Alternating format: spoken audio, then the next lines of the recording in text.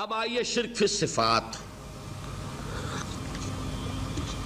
میں نے عرض کیا تھا کہ یہ ایک بڑا علمی مسئلہ ہے اور اس میں ٹھوکر لگ جاتی ہے۔ وجہ کیا ہے اس کو سمجھ لیں۔ بنیادی بات،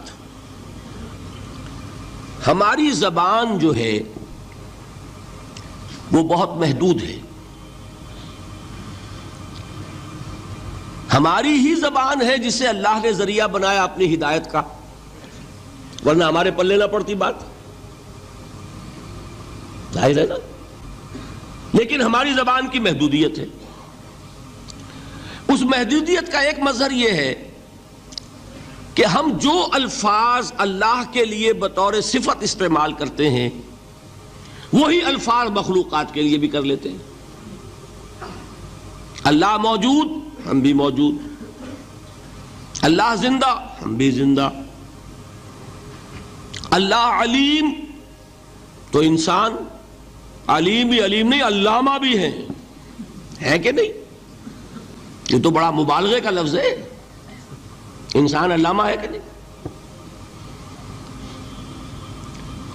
اللہ دیکھتا ہے، بصیر ہے، ہم بھی بصیر ہیں۔ اللہ سنتا ہے، سمیع ہے، ہم بھی سنتے ہیں۔ اللہ کو قدرت حاصل ہے، کچھ ہمیں بھی حاصل ہے۔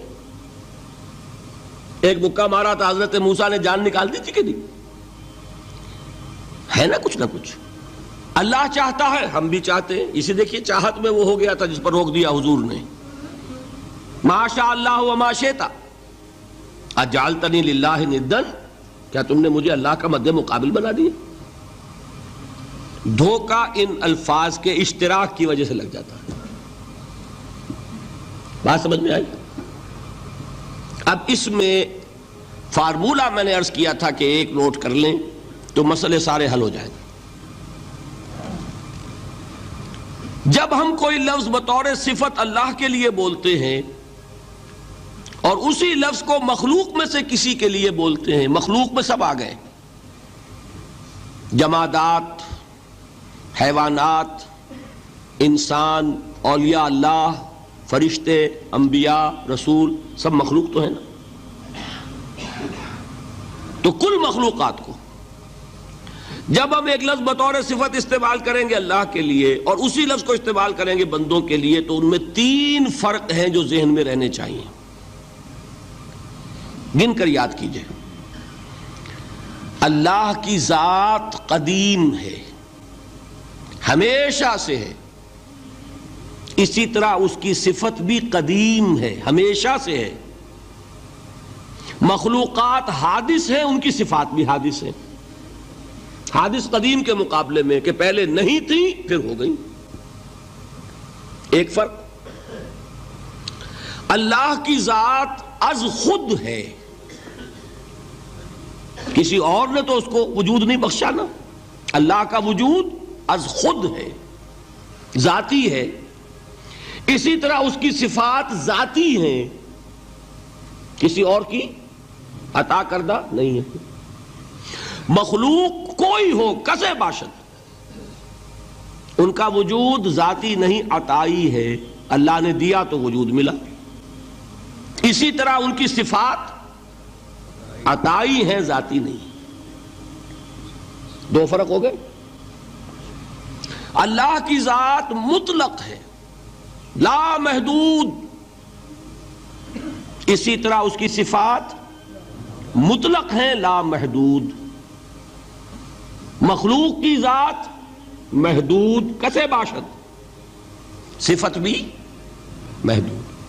تین فرق ہے، ذاتی، عطائی، قدیم، حادث، لا محدود، محدود۔ تین فرق ذہن میں رہیں تو جو صفت بھی آپ اب بولیں گے اس میں یہ تینوں باتیں ذہن میں رہیں۔ سمجھ میں آ گئی بات؟ اب اس کا اطلاق کیجئے تو یہ علم غیب کا مسئلہ حل ہو جائے گا۔ یہ بھی لا ینحل سمجھا جاتا ہے نا۔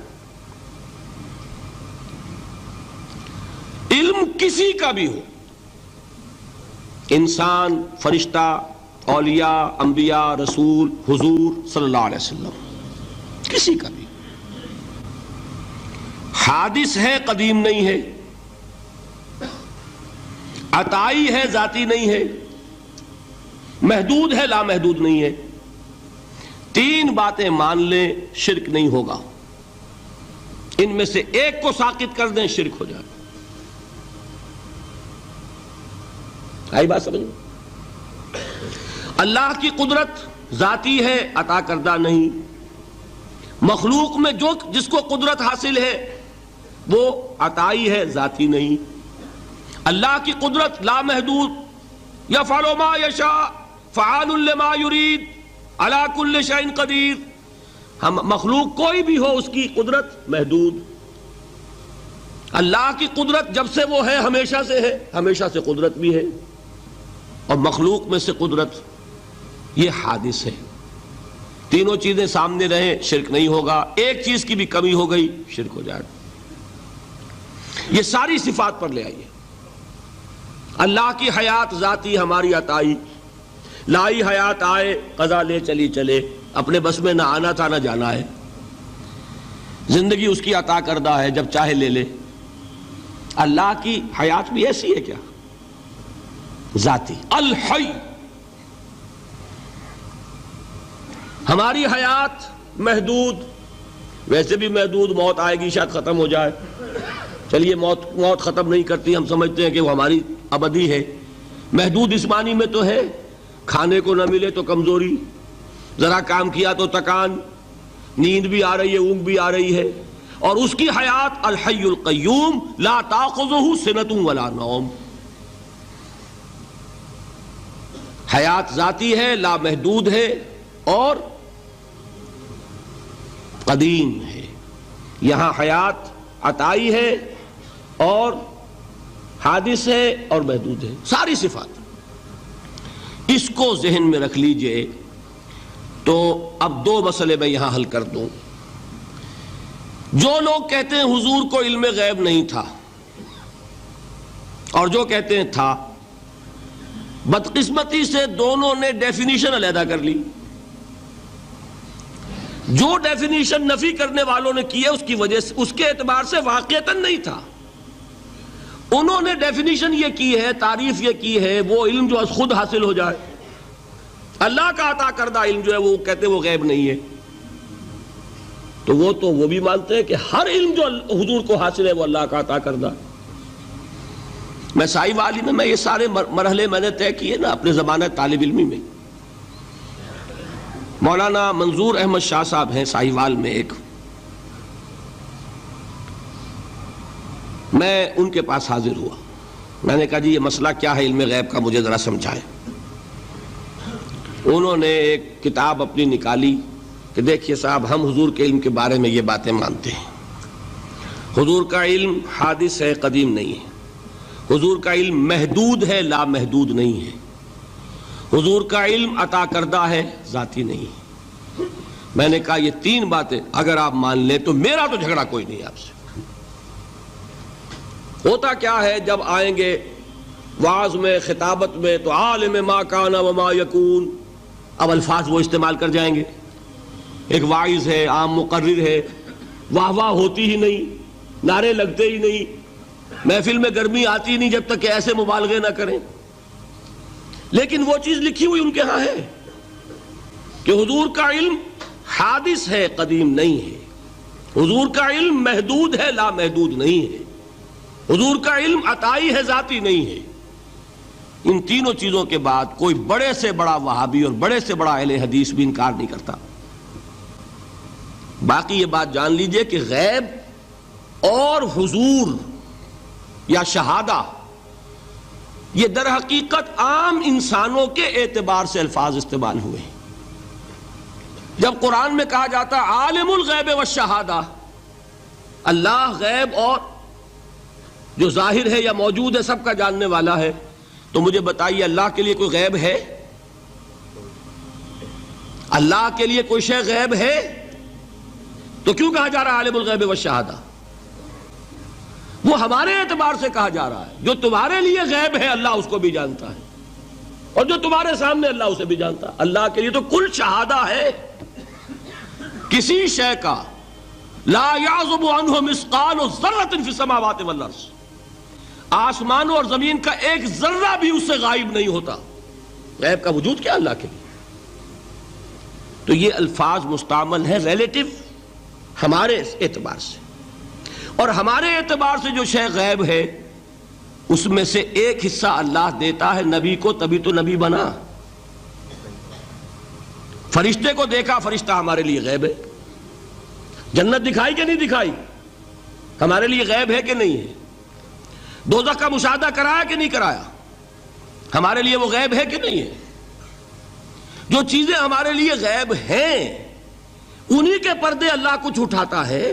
کل غیب نہیں. کل غیب کا علم ہو جائے گا تو وہ شرک ہو جائے گا. کل کا لفظ جہاں آیا شرک ہوا. جب آپ کہہ رہے ہیں محدود ہے، لا محدود نہیں ہے، تو کل کا لفظ استعمال نہیں کر سکتے. لیکن غیب میں سے کچھ علم دیا گیا تبھی تو نبی بنا، ورنہ میرے اور نبی میں فرق کیا ہوا پھر. البتہ یہ کہ وہ غیب کا علم ہو یا حاضر کا علم ہو، سائنٹیفک نالج ہو یا وحی کا علم ہو، کوئی بھی علم ہو، آیت الکرسی کے الفاظ نوٹ کیجئے، یعلم ما فی السماوات وما فی الارض. وہ جانتا ہے ولا یحیطون بشیء من علمہ الا بما شاء. مخلوق میں سے کوئی بھی اس کے علم میں سے احاطہ نہیں کر سکتا مگر جتنا وہ چاہے.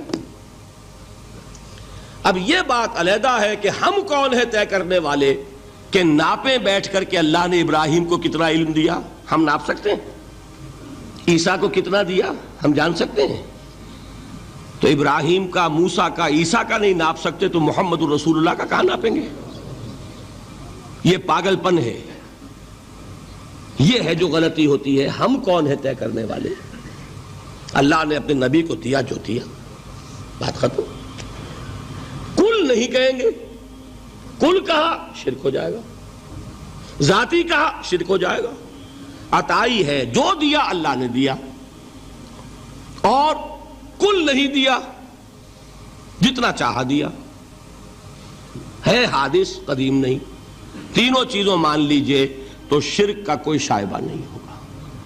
باقی جہاں ایک طرف قرآن میں وہ آیات ہیں کہ اللہ کے غیب کو کوئی نہیں جانتا، ٹھیک، وہاں یہ بھی ہے کہ لا یظہر غیبہ، لا یظہر علی غیبہ الا من ارتضی بالرسول. وہ اپنے غیب پر قابو نہیں دیتا مگر اپنے رسول میں سے جس کو چاہے. یہ دونوں آیتیں قرآن کی ہے کہ نہیں؟ اسی لیے در حقیقت جو غیب کی نفی کرتے ہیں حضور سے، وہ کہتے ہیں کہ از خود معلوم ہونے والی شے غیب ہے. ہم کہتے ہیں از خود تو کوئی بھی شے کسی کو معلوم نہیں. ہمیں حاضر کا علم بھی اللہ ہی دیتا ہے تو ہوتا ہے. غیب کا تو بہت دور کی بات ہے. یہ مسئلے بڑے سیدھے ہیں، خام خواہ ہم نے پیچیدہ بنایا ہوا ہے. خدا کے لیے ان مسئلوں کو سلجھائیے اور جوڑیے. کاٹنے کی بجائے جوڑنے کی فکر کیجیے کہ بھائی یہ اپنی اپنی جگہ پر علیحدہ علیحدہ تم نے تعریفیں کر رکھی ہیں اس لیے جھگڑ رہے ہو، ورنہ دونوں باتیں صحیح ہیں.